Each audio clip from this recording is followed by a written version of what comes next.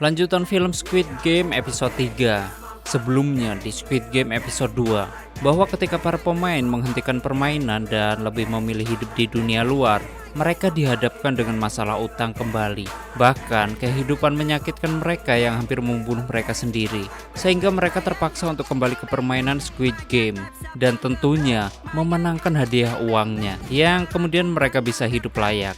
Jadi gimanakah ketika mereka kembali ke permainan? Bila kalian penasaran dengan story-nya, simak episode 3-nya sampai habis dan intro. Ku bersuara untuk Majalaya, tebas dengan rima layaknya katana. Jika kau terbantai, sebut ku batosai. Kita satu atap tapi beda lantai. Ku telah reload amunisi untuk mainkan rima dan puisi. Ku yang pimpin 9 pemuda siap ledakan. Selamat datang di channel Zura 14 dan selamat menonton. Jadi kemarin Jonho diam-diam mengikuti Ki-hun yang memasuki mobil jemputan untuk Squid Game. Lalu Jonho mengikuti mobilnya dan mobil-mobil itu menuju ke sebuah pelabuhan yang bernama Mojin. Nampak di sini seluruh mobil jemputan Squid Game memasuki sebuah kapal dan buahnya epol mobilnya. Kemudian Jonho meninggalkan pesan ke komandannya bahwa dia nggak bisa datang hari ini. Setelah itu, Jonho menyusup ke kapal yang akan menuju ke pulau Squid Game. Episode ketiga yang berjudul Pria Berpayung. Ketika kapal sedang menuju ke pulau, pemimpin menyuruh para ranger untuk memeriksa setiap pemain. Dan waktu salah satu ranger ingin memeriksa Jonho, ternyata Jonho tidak terdaftar dan langsung melumpuhkan ranger merah marun.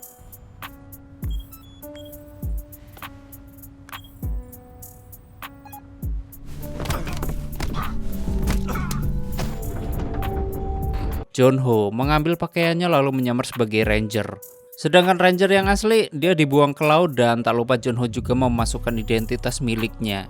Waktu selesai dibuang, Jonho hampir ketahuan.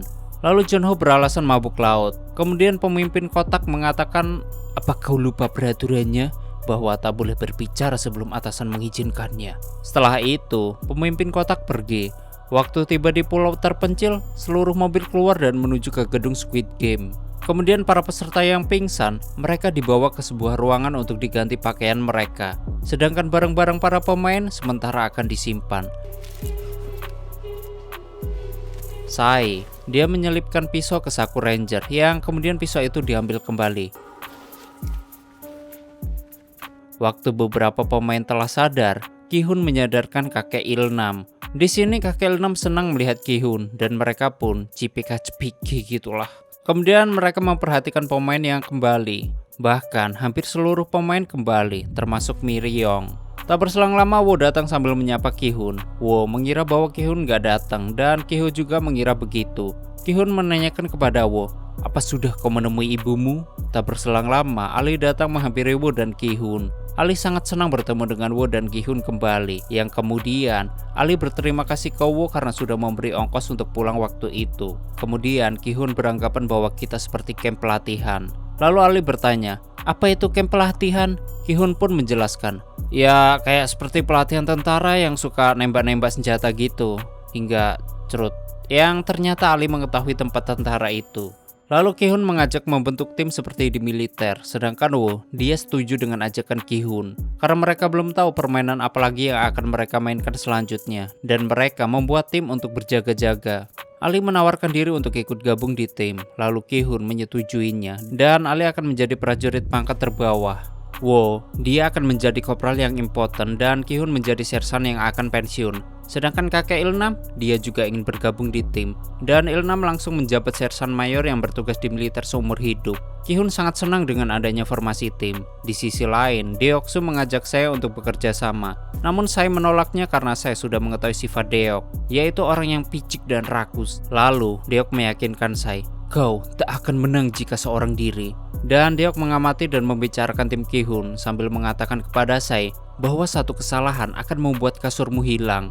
Lalu saya menggertak Deok dan saya mengingatkan rekan-rekan untuk menjauhi bedepes ini. Saya pun, dia menjelaskan semua kelakuan Deoksu yang serakah karena Deoksu terbiasa mengambil keuntungan dari bawahannya. Saya menyebut Deok di kampung halamannya dengan sebutan bedepes revolusioner. Tiba-tiba Mi Ryong datang. Di sini Mi Ryong ingin bergabung dengan timnya Deok dan Mi Ryong meyakinkan Deok bahwa Mi Ryong akan lebih berguna daripada Sai.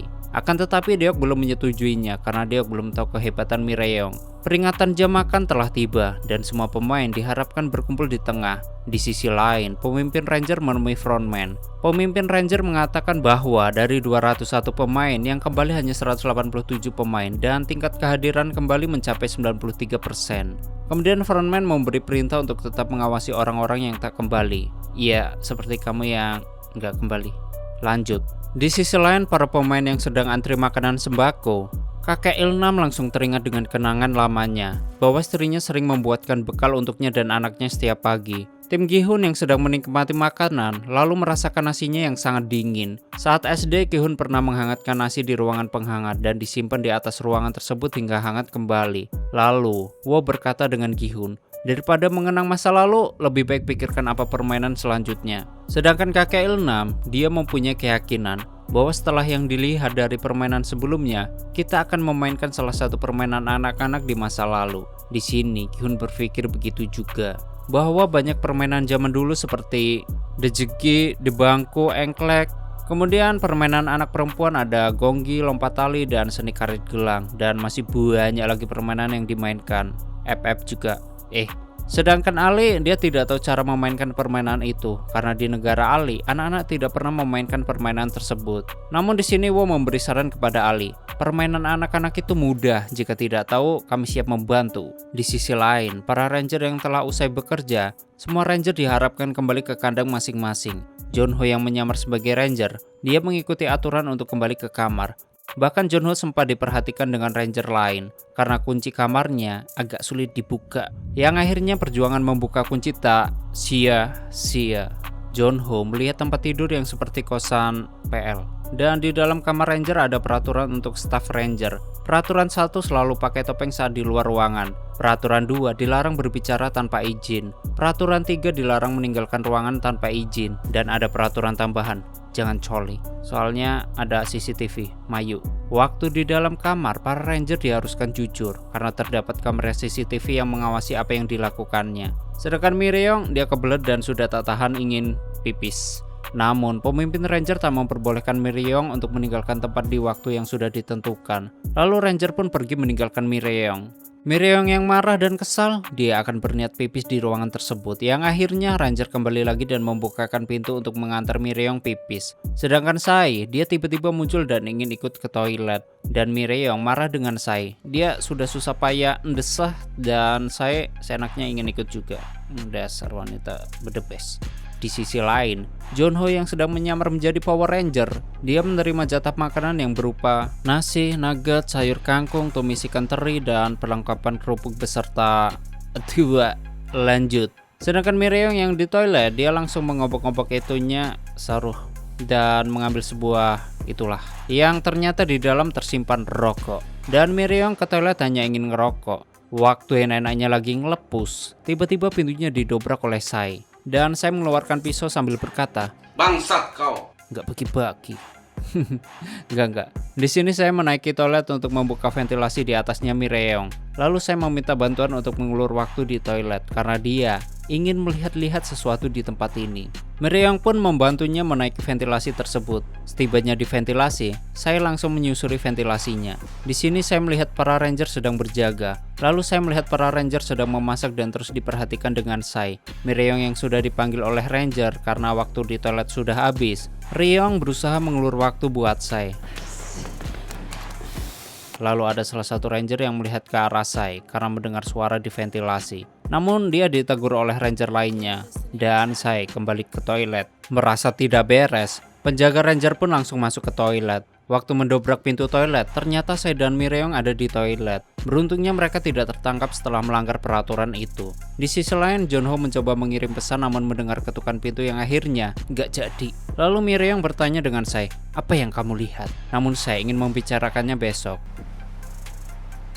Pagi harinya alarm berbunyi untuk membangunkan para staff ranger, begitu juga para pemain dan waktunya sarapan. Ryong, dia masih bertanya-tanya dengan hal yang dilihat Sai. Lalu saya memberitahu dengan Miryong apa yang dia lihat dari ventilasi tersebut. Ada para ranger yang sedang melelehkan sesuatu di panci besar. Tapi saya tidak tahu apa yang dilelehkan di panci itu. Miryong kesal karena sudah mengulur waktu tapi tak ada jawaban pasti. Namun saya mencium aroma-aroma kebangsaan yaitu gula. Di sini Reyong bingung apa yang dimaksud saya dan mengancam saya jika ketahuan akan disundut rokok. Kemudian Reyong meninggalkan saya sendiri karena merasa lapar. Di sisi lain, Junho siap-siap untuk keluar kamar dengan penyamarannya.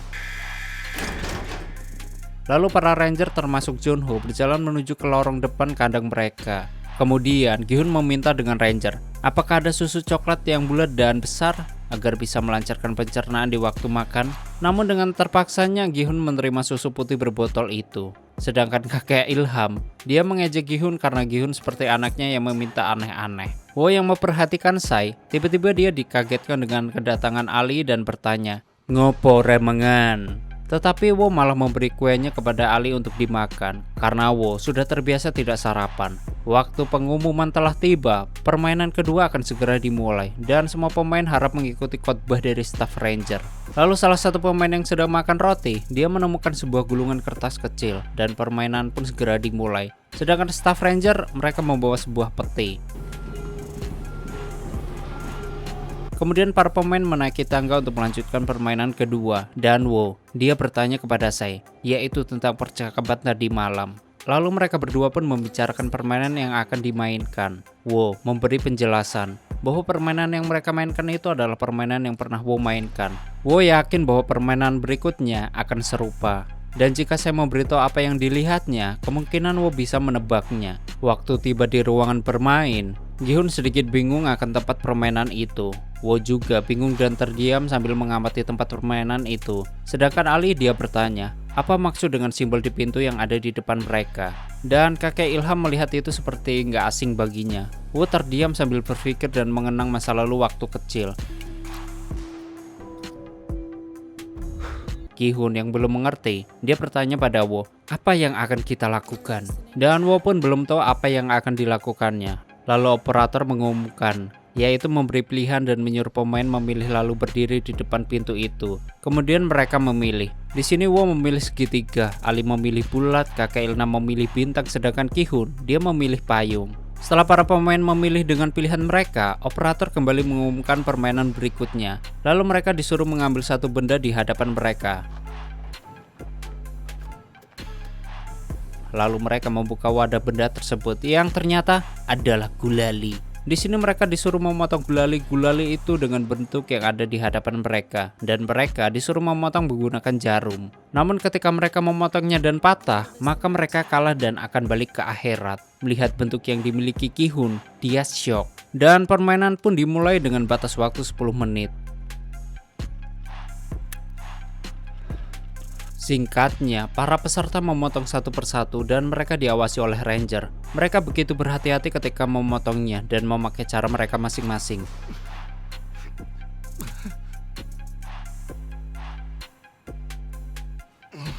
Sedangkan Fromen, dia mengawasi para pemain dari balik layar. Waktu salah satu pemain mematahkannya, dia langsung dibalikkan ke akhirat dan yang lainnya.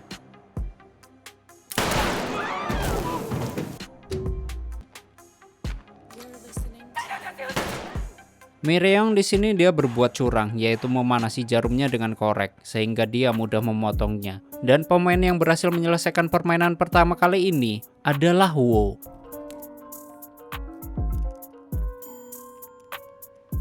Lalu diikuti Sai, Ali, dan yang lainnya. Waktu Junho sedang melihat-lihat, dia ditegur oleh atasan karena di sini Junho tidak melakukan tugasnya, yaitu mengumpulkan para mayat. Atasan menyuruh Junho untuk sementara tinggal di sini karena atasan ingin berbicara dengan Junho. Sedangkan Gi-hun dia sedang berusaha membentuk payung dan dia membuat satu ide, yaitu membasahi gulalinya dengan menjilatinya. Kemudian para pemain lain mengikuti jejak Gi-hun. Waktu Miryong berhasil menyelesaikan permainan, dia dengan sengaja menjatuhkan korek di depan hadapan Deok dan menyuruh Deok untuk menggunakannya. Ketika waktu hampir habis, Gi-hun berhasil membuat payung.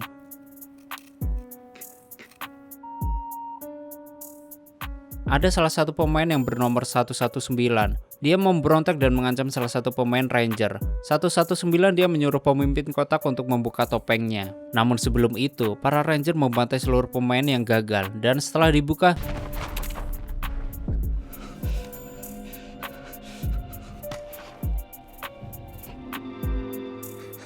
voila, nomor 119 langsung bunuh diri. Sedangkan pemimpin Ranger, dia ditembak oleh frontman. Karena pemimpin Ranger menyalahi aturan, Junho yang sedang menyamar, dia teringat dengan perkataan pemimpin Ranger dan mungkin hal itu bisa membahayakannya. Oleh karena itu Junho mengambil topeng pemimpin Ranger yang lainnya dan bersambung. Menjadi basarik jadi Allah jangan sirik, bila banyak yang melirik maka lo jangan kritik, jangan ada yang mengusik, selalu tampil. Oke, seperti itulah story film Squid Game episode 3 dan bagaimanakah kisah Junho? Akankah dia ketahuan lalu dibinasakan atau bahkan peserta yang akan memainkan permainan selanjutnya? Bila kalian penasaran dengan kelanjutannya, tunggu episode keempatnya. Terima kasih udah nyimak video ini sampai habis. Terus support channel ini dengan menekan like, subscribe, dan share ke manapun yang kalian suka. Aneh pamit and stay on this my channel. Jangan kemana-mana, sampai ketemu lagi di video selanjutnya. Bye bye.